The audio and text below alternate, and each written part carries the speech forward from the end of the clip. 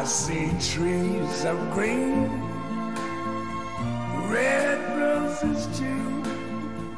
I see them blue for me and you.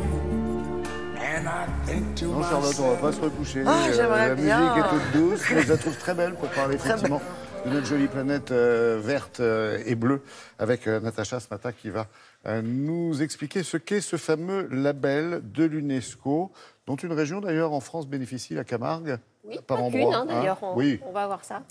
Alors je vous laisse. Alors effectivement, Allez. Laurent, vous savez, il y a plein de labels ou de oui. dénominations qui font référence à la biodiversité, la préservation de l'environnement. On connaît bien sûr les parcs nationaux, on en a 10 en France, les parcs naturels régionaux, les espaces Natura 2000. Et bien là, ce matin, on va parler d'un label de l'UNESCO qui est très peu connu. Ce sont les réserves de biosphère. C'est quoi ces réserves de biosphère? Ce sont des endroits où on essaie de préserver les environnements naturels remarquables avec des activités humaines. Parce que l'idée est de ne pas sanctuariser justement ces espaces naturels. Il y en a 686 sur l'ensemble du globe, dans 122 pays, dont 14 en France. La première, c'est pas mal. Effectivement, on est bien situé en proportion. La première réserve de biosphère française a été créée.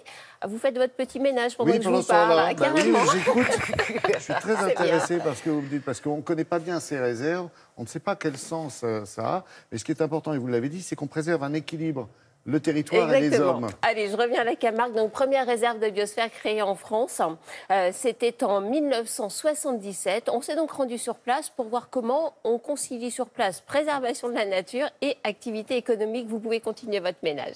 On concilie culture. Plus vaste encore que le parc naturel de Camargue, la réserve de biosphère s'étend sur la majeure partie du delta du Rhône jusqu'aux confins des grandes agglomérations voisines, Nîmes, Arles et Montpellier. Les activités agricoles ont largement modifié ces paysages. La Camargue est endiguée depuis plus d'une centaine d'années. C'est l'homme qui, à travers la gestion de ses activités, apporte soit de l'eau douce, pour par exemple la riziculture, soit de l'eau salée, pour la récolte du sel notamment. La réserve de biosphère ne contraint à rien. C'est au gestionnaire de mettre en œuvre des actions contractuelles pour permettre d'assurer la conservation à long terme des équilibres dans la réserve de biosphère. Par leur activité, les écoacteurs vont devenir en quelque sorte des ambassadeurs de la réserve pour montrer des bonnes pratiques qu'ils font sur le territoire et qui permettent de maintenir cet équilibre. L'objectif, c'est de pousser l'ensemble de la profession agricole vers moins d'usage de produits phytosanitaires afin qu'ils ne se retrouvent pas dans les milieux naturels, dans les zones humides notamment. Au cœur de ce delta du Rhône, le parc ornithologique de Pongo. Ici, l'espace naturel a été aménagé pour favoriser la biodiversité en conciliant une présence humaine. La plupart des espèces d'oiseaux de Camargue sont visibles sur ce parc ici. À Pongo, on a observé plus de 220 espèces d'oiseaux. Et l'idée, c'est d'avoir une très grosse proximité, puisque les îlots qui sont derrière nous sont à une vingtaine de mètres. Donc ces oiseaux viennent nicher en toute liberté, en toute quiétude. Et on peut les observer sans les déranger, puisqu'on ne rentre pas dans leur territoire, en fait. On essaie d'avoir une diversité d'écoacteurs pour bien représenter la Camargue. Donc ça peut être des agriculteurs, ça peut être des conchiliculteurs, des éleveurs. Et on peut citer l'association Siloé qui travaille sur le patrimoine maritime. L'association Siloé rénove des bateaux traditionnels de la région avec des personnes en réinsertion. Donc ce bateau, c'est un bateau breton. D'accord, c'est le... Qui pêchait la sardine, oui, c'est l'étranger de la flottille, on va dire. Voilà. Et les autres embarcations sont vraiment typiquement camarguaises Tout à fait. de la région. Ouais, voilà, les bateaux qu'on a là sont des mours de poire. On a aussi le Biracan, qui est une barque catalane encore un peu plus grosse, qui marche à voile latine. On a aussi des barques à fond plat qui vont dans les étangs. Une réserve de biosphère, c'est aussi ça, un juste équilibre entre activité économique, patrimoine naturel et patrimoine culturel.